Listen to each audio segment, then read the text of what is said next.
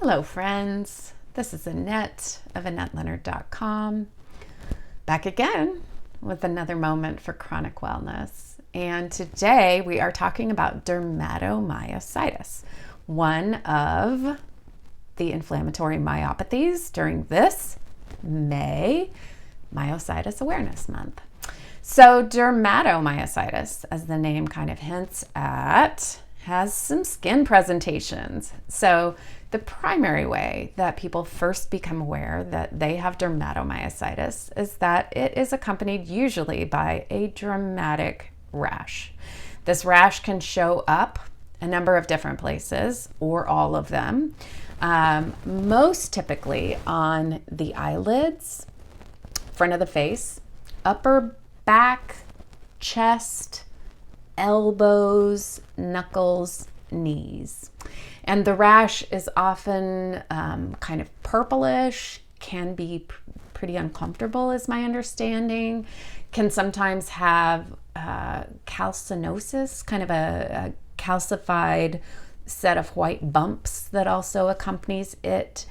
And I gotta say, in some ways, I think that the skin rash is a lucky part of the illness because it is so difficult to get a polymyositis or an inclusion body myositis diagnosis because the presentation is so internal and therefore subtle, confusing, misunderstood, misdiagnosed, hard to get tuned in the right way to get that diagnosis. And so the skin presentation of dermatomyositis means that it is more often caught more quickly and more correctly diagnosed.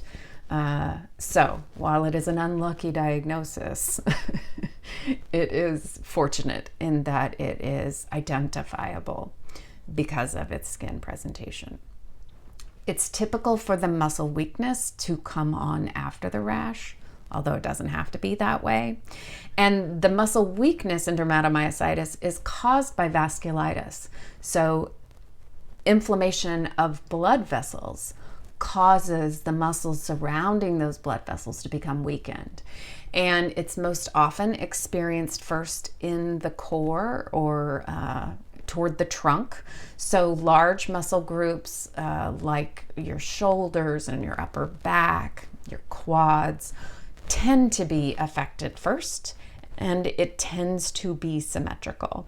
I remember talking to somebody who had dermatomyositis who first realized it because she was lifting her daughter and over the course of a few weeks became unable to lift her daughter. And she thought, man, has she just gained so much weight so quickly that I've become unable to lift her? And that, of course, was not what was happening. What was happening is that she was losing strength in her muscles so quickly that the task of lifting her daughter was becoming too great. I often hear other people describe symptoms that were familiar to me, like being unable to stand from a seated position without assistance. So, just being able to rise up from a chair is something I took for granted. And then all of a sudden I was needing my arms to try to lift myself. And then I was needing something higher than myself to push off of. And then I was needing somebody to pull. And then I wasn't able to do it anymore. And that was a part of my quads becoming so weakened that they couldn't lift me from a seated position.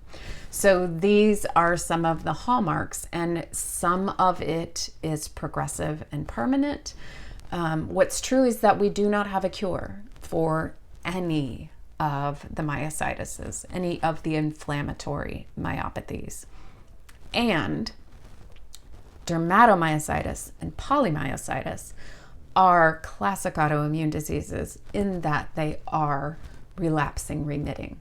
And someone might be in a remitting phase for a long, long time and then have a really hard, long relapse, or someone might never get to a remitting phase, might just always be muscle wasting.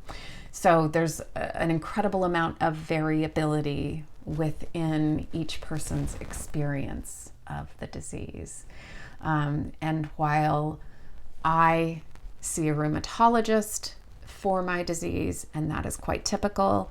Someone with dermatomyositis might also see a dermatologist for the disease.